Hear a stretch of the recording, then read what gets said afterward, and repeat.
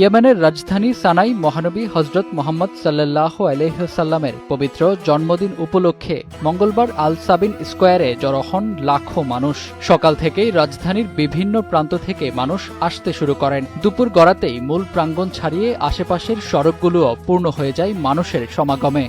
সবুজ পতাকা ও ব্যানার হাতে ধর্মীয় স্লোগানে মুখর হয়ে ওঠে পুরো এলাকা।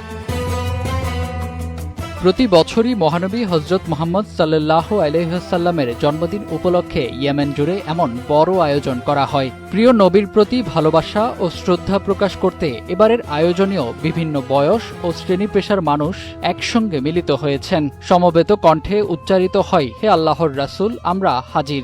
ধর্মীয় সঙ্গীত, মহানবীর প্রশংসা এবং ইয়েমেনের ঐতিহ্যবাহী পরিবেশনা পুরো আয়োজনকে দেয় এক বিশেষ আবহ।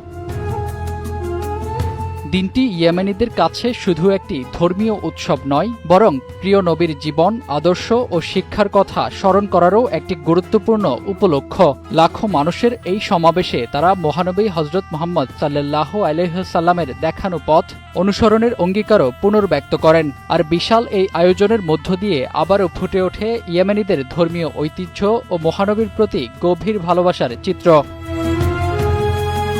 ফাহিম হৃদয়, টাইমস টুডে।